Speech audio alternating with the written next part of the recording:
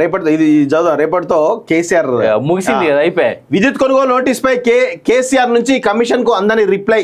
Commission తదుపరి నిర్ణయంపైన suspense సమన్లు జారీ చేసే అవకాశాలపై చర్చలు. ఛత్తీస్గఢ్ విద్యుత్ కొనుగోలుతో పాటు యాదాద్రి భద్రాద్రి థర్మల్ పవర్ ప్లాంట్ల విషయంలో వివరణ ఇవ్వాల్సిందిగా అప్పటి ముఖ్యమంత్రి కేసీఆర్ కు జస్టిస్ ఎల్ నరసింహారెడ్డి నేతృత్వంలోని జ్యుడిషియల్ కమిషన్ గతంలో నోటీస్ ఇచ్చింది. రాతపూర్వకంగా జూన్ 15వ తేదీ వరకు వివరణ ఇవ్వాలని డెడ్ లైన్ పెట్టింది.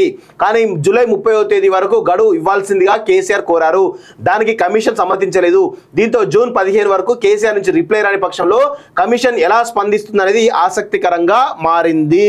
సో జూన్ 16 తర్వాత ఎలాంటి పరిణామాలు చోటు చేసుకుంటాయనే చర్చలు మొదలయ్యాయి. కమిషన్ మరోసారి లేఖ రాసి ఇంకో డెడ్ లైన్ పెడుతుందా, లేక నిర్దిష్ట గడువులోగా రిప్లై రాలేదన్న కారణాన్ని చూపి సమన్లు ఇస్తుందా, కమిషన్ నిబంధనలకు స్పందించలేదనే గ్రౌండ్తో చర్యలకు ఉపక్రమిస్తుందా? ఇవి ఇప్పుడు జరుగుతున్నటువంటి చర్చలు. వాస్తవంగా ఢిల్లీ లిక్కర్ స్కామ్ లో కూడా కవిత సేమ్ ఇలాంటి రిప్లై ఇవ్వకుండానే మొండికేసింది. పోతే ఇప్పటికి 3 నెలలు దాడుతా ఉంది.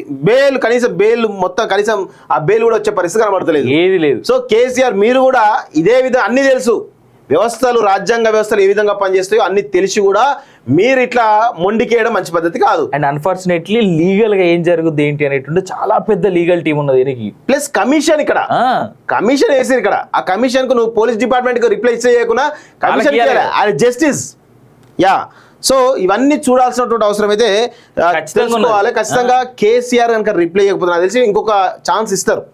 మేబీ నో ఎక్స్టెన్షన్ అని అంటున్నారు కదా, నో ఎక్స్టెన్షన్ కూడా ఉండే అవకాశం ఉంది. కేసీఆర్ కోరినట్లు గడువు పొడిగించబోమని ప్రభుత్వం నివేదిక సమర్పించడానికి తక్కువ సమయం ఉన్నందున జూన్ 15 వరకు ఇవ్వాల్సిందని క్లారిటీ ఇచ్చినట్లు కూడా జస్టిస్ నరసింహారెడ్డి వివరించారు. కేసీఆర్ నుంచి గురువారం వరకు కమిషన్కి ఎలాంటి రిప్లై రాలేదని ఆఫీస్ వర్గాలు వెల్లడించాయి. గతంలో సూచించినట్టుగానే జూన్ 15 వరకు కేసీఆర్ నుంచి రిప్లై రాని పక్షంలో కమిషన్ ఎలా స్పందిస్తుంది అనేది ఇప్పుడు ఆసక్తికరంగా మారింది. సో నాకు తెలిసి ఉండొచ్చు ఒక అవకాశం ఇచ్చే అవకాశాలు ఉంటాయి. అది అక్కడ కూడా రిప్లై రాకపోతే అప్పుడు దాని తర్వాత సీరియస్ యాక్షన్ ఉండే అవకాశం అయితే కనబడతా ఉంది. చూసినాం ఆల్రెడీ మనం కవిత విషయంలో ఏం జరిగింది అనేటువంటిది. ఇప్పుడు అదే కనుక జరిగితే మళ్ళీ కాక రేపు ఎల్లుండో మనం లోపల పోయి చూడాలి మళ్ళీ కాక. కాళేశ్వరం అవినీతిపై open house enquiry. Judicial commission వ్యూహాత్మక అడుగులు. రుణం వడ్డీ చెల్లింపులపై ద్రవ్య సంస్థతో ఇంటరాక్టివ్ ప్లాన్. త్వరలో కమిషన్ హెడ్ మరికొన్ని ఆకస్మిక పర్యటనలు. కేంద్ర ప్రభుత్వ నిపుణులను కలిసే అవకాశం. అఫిడవిట్ల సమర్పణకు ఏజెన్సీలకు 25 వరకు డెడ్ లైన్ అంటూ